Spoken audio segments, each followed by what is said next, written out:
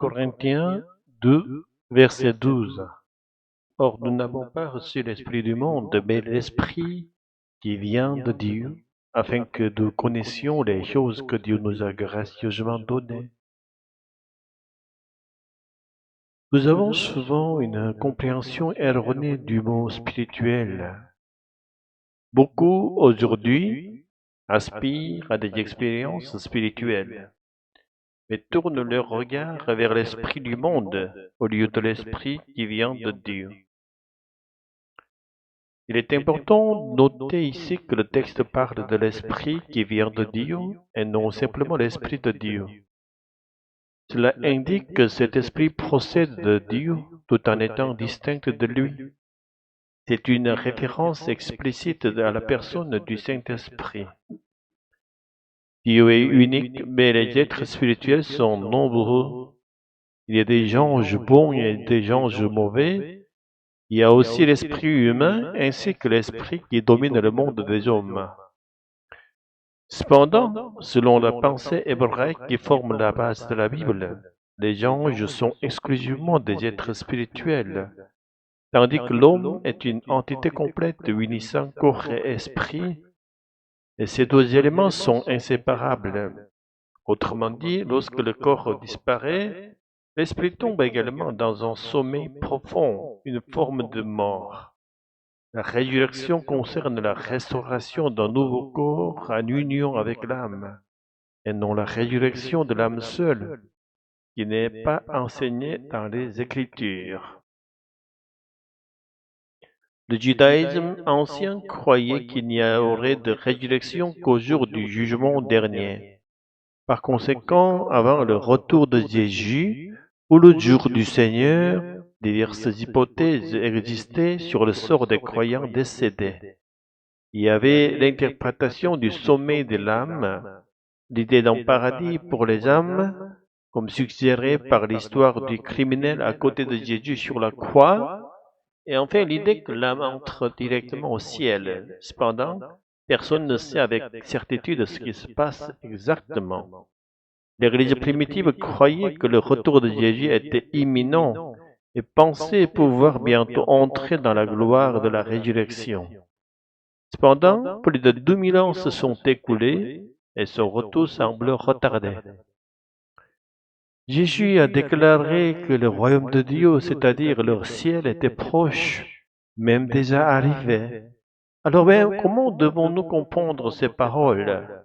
C'est ainsi qu'a émergé une compréhension selon laquelle le ciel n'est pas un espace distinct, mais un lieu où se trouve la présence et le règne de Dieu. Le moment et l'espace où Jésus exerçait ses miracles puissants deviennent ainsi le royaume des cieux.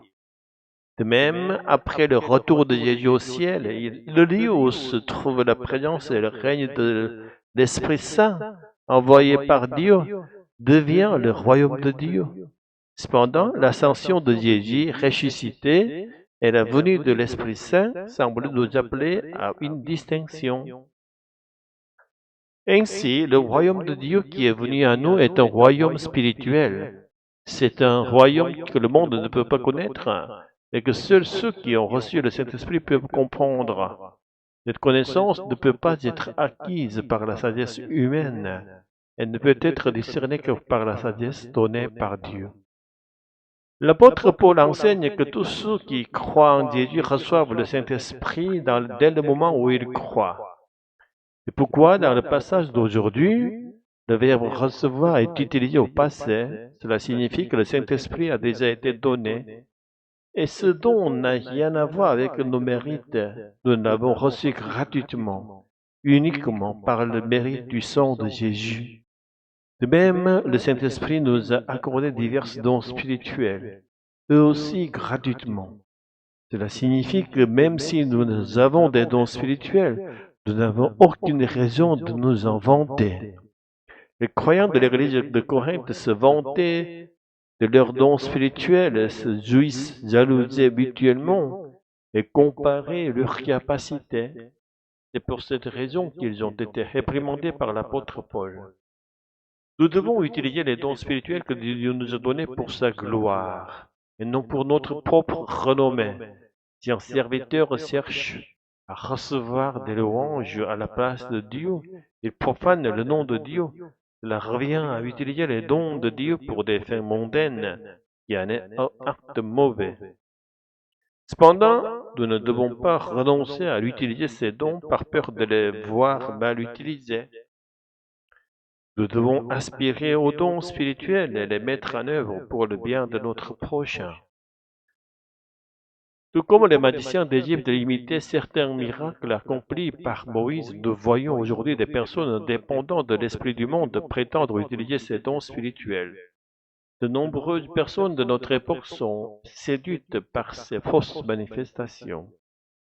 La crainte d'abus ne doit pas nous amener à rejeter totalement les dons spirituels.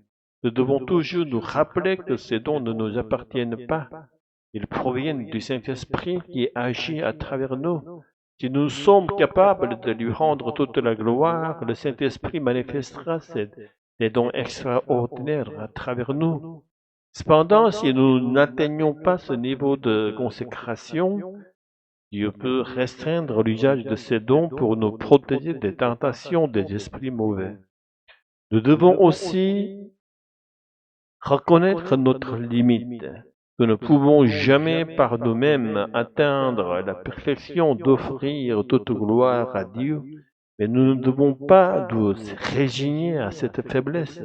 Au contraire, demandons à Dieu la grâce d'y parvenir. Que toute gloire soit rendue à Dieu seul. Alléluia. Amen.